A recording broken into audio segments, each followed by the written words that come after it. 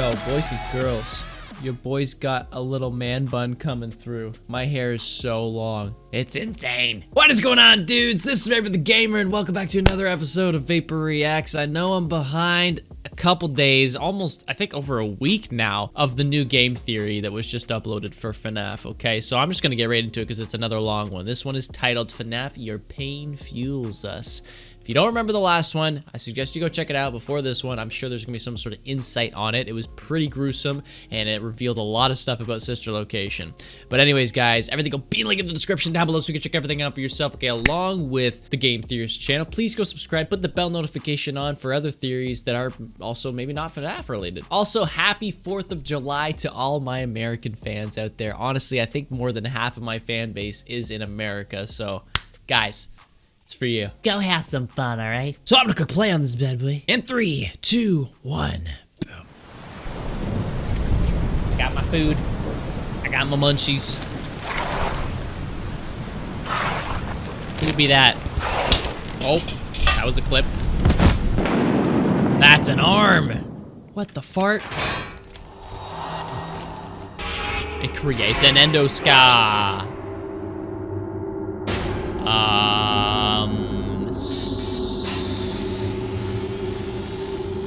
It's alive! It's alive!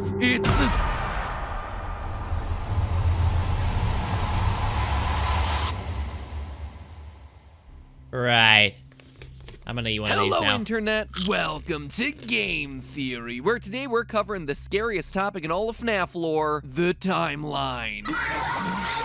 But not for the games. Hey, easy. Oh, Nope. jeez, no, I The hate books. myself, but not that much. Whew, I'll probably have to do that at some point down the line, but not today. No, what we're covering today is a different timeline. You see, there's a new monster afoot in the FNAF universe, a killer that has horrifically taken the lives of nearly a dozen people. A killer as yet unseen in the games, but one who will, after today's theory, provide us with key insights into how this whole FNAF universe works, the true nature of Remnant, and how ghosts can possess endoskeletons. As I said, he hasn't been in a game yet, but I have a feeling he'll be showing up soon. Maybe as soon as the new game's I can't wait. breach. But in I can't wait order for this. to know for sure, it's our job to track his movements, to understand what his goals are, and where he's headed to next. He's bleeding. You see, last FNAF theory, Or we did he a ate surface level something. analysis of 1:35 AM, the latest installment of the Fazbear Fright series. And I gotta boy, read was them. that one a biggie, with huge revelations about Sister Location, Ultimate Custom Knight's vengeful spirit, and the real identity, or should I say identities, of Golden There you Freddy. go. And looking back, since the Fazbear Frights books became a thing, I've done 5 theories on them, covering the many, many connections that they have to the various facets of FNAF lore. From new strings of murders happening in 1985 to the true identity of psychic friend Fredbear. But despite all of this The new Lonely FNAF Freddy's. talk, there's been one element I've largely been glossing over, the Stitchwraith. Stitchwraith. In the event that you haven't picked up any of the installments of the book series yet, let me catch you up. Each new book contains 3 short stories, right? That's the selling feature. It's what's advertised on the back of the box, so to speak. But each one also comes with a bit of a bonus. In reality, each book is more like 3 1/5 stories. Whoa. You see, each one ends with an epilogue, our little MCU post-credits teaser, giving us a piece of yet another story. The I like. tale of the Stitchwraith, a story that appears to be spanning out across the ending of each and every book in this new series. And that alone would be pretty darn cool, right? Also, it's a brilliant marketing tactic to keep us buying more just to see the end of this thing. Yes. Slow clap, Scott Cawthon. Slow clap. But 3 segments in, and it's becoming clear that the tale of the Stitchwraith isn't just another horror tale. It's instead a running thread throughout nearly every other shorter story that we've been reading I think it's through, terrifying, which in turn seems to honestly. connect it both to the original trilogy of books, as well as even the games. So in order Still to gotta understand continue what reading, this thing man. is and where the lore is headed, it's time to go Easter egg hunting for a monster. I Now, like Easter admittedly, my eggs. first theory on the Fazbear Frights books Yummy. briefly covered the Stitchwraith, and back then I assumed he was Ennard. The Wraith was described in that book as a mysterious figure wearing a black cloak and wearing a white mask with features drawn in thick black marker. The description specifically calls out his 2 eyes, one of which appears to be blacked out, a big toothy grin with blood around the mouth, and a It's- limping or shambling Gaster. walk. White mask, blacked out eye, shamble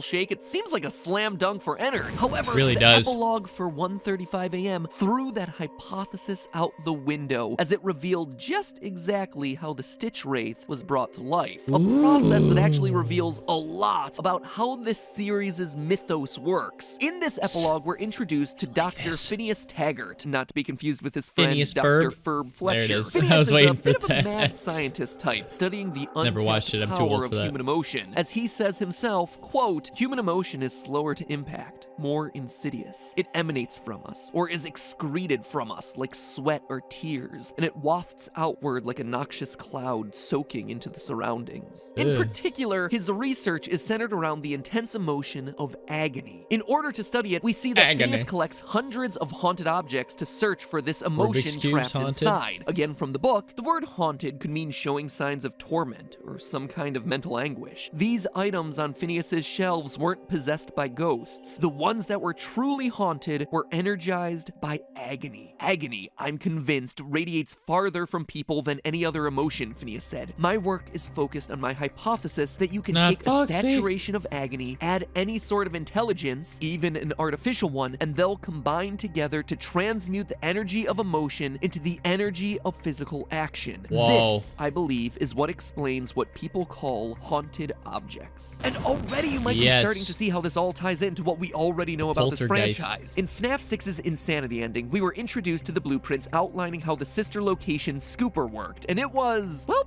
it was not what we expected, to say the least. Remnant Through those Reservoir. blueprints, we learned about the mystery metal called Remnant, and its ability to supposedly give life to objects that it touches. The novel The Fourth Closet took it one step further and showed us the Remnant metal being created and used. In that story, we watch as William Afton melts down pieces of the old animatronics, creating a remnant soup that he then uses to give life to new living robots, specifically the Funtime animatronics. Quote, "On the heating table rested the endoskeletons of the original Freddy's animatronics, welded and melted together, immobile and featureless, and still inhabited by the spirits of the children who had been murdered inside of them so many years ago, still filled with life and motion and thought, all trapped, all in terrible pain." Usually this goes into something mechanical, something I made, William said. If we remember back to Candy Cadet's stories of 5 things always becoming one thing, 5 Yeah. kittens getting sewn together, or 5 keys melted down into one, this is exactly what those stories were referring to. But Phineas's experiments in 135 AM That beard, actually though. take it one step further and give us more insight into the true nature of Remnant. Things that are brought to life via Remnant aren't necessarily infused with a soul, but instead with agony, with intense human emotion, with extreme human suffering. This is important because it means that characters like Balloon Boy, the Bitty Babs, and the Mini Renas and Sister Location, heck, even animatronics like Mangle, don't necessarily need to have actual victims associated with them. We used to look at solving I the like mysteries of that. the series as having it be one-to-one all the time. Susie equals Chica, Charlie equals the puppet, Cassidy equals Golden Freddy. But what we're starting to learn is that there are other ways to bring things to life in this series, that some animatronics may contain multiple souls, like we talked about last time with Golden Freddy, and some might not contain any souls at all, as long as it always ties back to some extreme tragedy filled with this all-powerful emotion of agony. So with that little analysis in place, let's go back to our story. We see Phineas collect objects associated with horrific tragedies, and via some means funnel all the agony from them down into an endoskeleton, which we're specifically told is meant to be a stand-in for bones, so we're talking like a FNAF 1 or FNAF 2 era endoskeleton here. Phineas then puts the head of a large 3-foot doll on it, a doll whose description bears a shocking similarity to Blank, actually, from the fan game Five Nights at Candy's, and finally a battery pack before turning this beast on. And not only does this modern Frankenstein come to life, it immediately kills its creator, Phineas, seemingly by accident, surprisingly, and then runs off, hiding Sorry, under a I didn't mean black to cloak. stab you in the neck. Stitchwraith has been born. But okay, why am I making such a big deal out of this thing? Why does this guy deserve his own episode? Well, because solving the Stitchwraith story in these books is like a game unto itself. You see, there have been very subtle clues hidden throughout the 9 other stories in this series that connect things back to the Stitchwraith. My first clue was the battery pack Phineas uses to power the Stitchwraith as he's building it, because it's not just any battery pack. It came from Fetch, the murder animatronic dog from book 2 of the series. Quote, "The item in the second second box was an animatronic dog that clearly no longer functioned. The dog was an ugly dog, with a triangle-shaped head and a wide mouth full of sharp teeth. In minutes, he'd revealed the dog's battery pack. So immediately we know that the Stitchwraith story is happening after the events of the Fetch story from book number 2. So I dug around deeper and more connections kept coming. Earlier in this same book, in the title story 1:35 a.m. about the haunted Ella doll, there's one line referencing a man named Phineas looking online for a particular toy. Quote again, one of the searches for special Ella doll led her to an online ad posted by a user named Phineas who was trying to find one of the dolls. His ad referenced the special Ella doll and said he was willing to pay a premium for the doll's energy. Overall, across the 9 stories published so far, 7 seem to tie back to the Stitchwraith, allowing us to create a rough timeline of events. So bear with me as we go through this. We know that 1:35 a.m. and Fetch must come first because Phineas is alive and looking for the Ella doll like I just mentioned, and the evil robot dog has just started his murder spree. From there comes the story we just covered, Epilogue 3 and the Stitchwraith's creation. After that, he begins to roam the city collecting body parts for some purpose. You may remember book number 1 story to be Beautiful, in which Baby hacks apart a human girl named Sarah in order to steal her identity. Sarah is rebuilt out of junk only for her to fall to pieces at the end. Well, in epilogue number 1, we hear that the Stitchwraith was seen collecting those junk pieces of Sarah. Odd, right? It's not the only time that it happens either. In book number 2, there's the story Out of Stock about a group of friends who steal a defective plush trap doll, one with oddly human-like eyes and teeth, only for it to go on a rampage. The boys manage to escape by luring it in front of an oncoming train where it gets shattered to pieces. And again, in epilogue number 2, we see the Stitchwraith on the scene salvaging whatever he can find of the broken box. And that's where it would seem to end if it weren't for one other small detail. You see, in one of the other stories in this book, Room for One More, about a security guard being force-fed mini Rena dolls in the basement of Circus Baby's Entertainment and Rentals, there's a passing reference to a restaurant called the Snack Space. Hey man, I was picking up a takeout order at Luigi's the other night and saw your ex on a date with the manager of the Snack Space. Seems super unimportant, right? Well, it would be if this was the only time that it was mentioned, but it's popped up in one of the other stories. In Into the Pit, the very first story, the one about the time-traveling ball pit, the Snack Space is where the protagonist's father works, which means that Circus Baby's Entertainment and Rentals' sister location is also in that world, which in turn connects it to one final story, Count the Ways, where we see an old, broken Funtime Freddy planning to execute a girl trapped inside of his stomach. And while these aren't necessarily directly tied to the Stitchwraith, it certainly feels like at some point all of these stories will come together, as though we're working on chunks of a larger puzzle. We've got a big chunk over here, that's the Stitchwraith connections, and a big chunk over here that's all connected through sister location and the Snack Space, and then you have a few other random pieces over here, and by the end I expect all of them will come together. So assuming that they are all connected, the timeline seems to go about like this. Lonely Freddy, the story about the kids getting mind swapped with mini Freddy dolls, has to be first because it's the only one of these stories so far where Fazbear locations are open and ready for business. At some point, Freddy Fazbear's closes, leading to Room for One More about the underground facility filled with mini Renas hoping to escape, which would parallel what we hear in Sister Location. Due to the massive success and even more so the unfortunate closing of Freddy Fazbear's Pizza,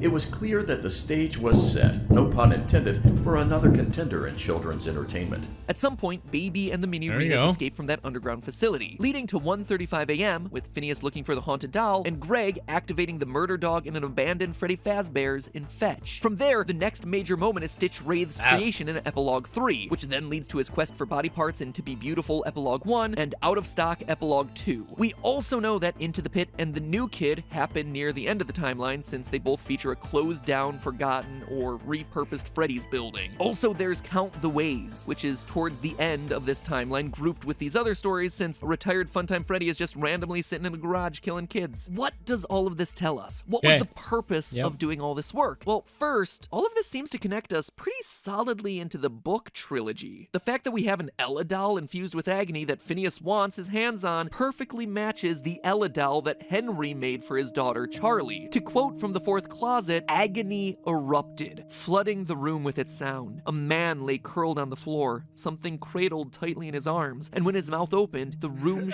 shook with the sound of his anguish. Who is that? Charlie said anxiously. What is he holding? You don't recognize her? Elizabeth said. That's Ella, of course. It's all your father had left after you were taken. He cried over that cheap store-bought rag doll for 2 months, cried into it, bled into it, poured his grief over it, end quote. At which point, he makes the robotic Ella doll that we talked about in the last episode. So what we're seeing in these stories appears to be, at least to some extent, the aftermath of that trilogy of books. Which also means that we might already know the true identity of the Stitchwraith. It's a bit of a long shot, but it's my personal headcanon until proven otherwise. Let's go. I think that the endoskeleton that powers the Stitchwraith, the main body that's become the conduit for all of this agony, is the same endoskeleton that killed Henry. The robot that he used to end his own life. The stabbing robot, which, let's be honest, is like the most complicated way to do that sort of thing. Like, build a robot to stab you to death? What? Honestly? Creative types, man, they are weird. Anyway, That we're is told in kinda the weird. Silver Eyes that it's a basic Gen 1 endoskeleton with an unfinished face, which would explain exactly why Phineas needs to put a head on it. Quote from the Silver Eyes, she could see its face, if it could be called a face. Its features were scarcely formed, crude and shapeless. Its blind eyes were only raised bumps like the eyes of a statue, seeing nothing but its own grief. We also know that this endoskeleton would be absolutely filled to the brim with agony. I mean, as far as endoskeletons go, a murder bot built by a grieving father is a pretty huge deal. And it's apparently an important enough character to this franchise to have also appeared at the end of the book trilogy. When Charlie is being attacked by Baby, it's this same murder bot and its trusty knife that Charlie uses to do them both in. I have a very, very strong theorist Fainted from instinct recoil. that the Stitchwraith will, at some point during this book series, be revealed to be connected back to Henry and his bizarre death. Just saying, the pieces are in place for us. What the heck, dude? Don't do that. Oh yeah, and assuming that the Fazbear Fright series is connected a bit Jesus. closer to the book trilogy, like it appears to be, we know that Book 5, Bunny Call, features a story about a man with gruesome burns over his body and an iron will to live. I mean, we already suspected that that was William Afton, but going back to see how his story ended in the fourth closet, we see that his death is far from certain. In his final moments, his hospital gown catches fire and he's pulled into a massive furnace. But then, nothing. No official confirmation that burning actually kills him. Therefore, a burned man in a hospital who refuses to die sounds like a certain yellow bunny we all know who always comes back. And with that, I've had enough FNAF for now. Oh man, it has been a lot. The new book comes out in early July, so at the very least, I get a break for a couple of weeks. Thank Probably already goodness. off. Probably. Oh wait, we're still early July. No. You got more to talk about. Man, I am a little on edge these days. 2020 has really started to mess with my head. I need to relax. But I've seen all of Netflix. this, literally everything on every streaming platform. If only there was something new to watch. Oh, here we go. Here's an ad. Wait, can it be? Our sponsor for today's episode, gosh, NordVPN. here What are we you go. doing here, Nord? Remember, it's all just a theory. A game theory. Stay sane out there, guys, and thanks for watching.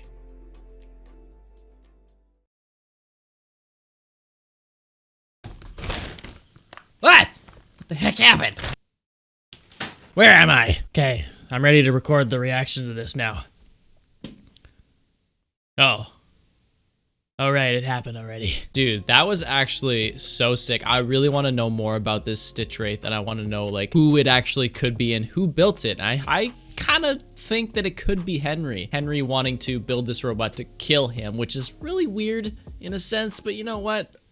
Kind of ties together pretty well. That was a pretty good theory. Now I'm pretty excited to hear what he's got to say about that Protect teaser on scottgames.com. That was another Five Nights at Freddy's game theory done by the game theorist Matt Pat, and it was titled FNAF Your Pain Fuels Us.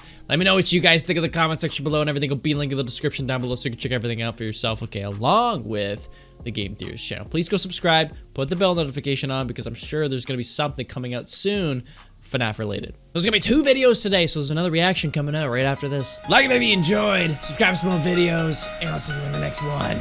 So bye!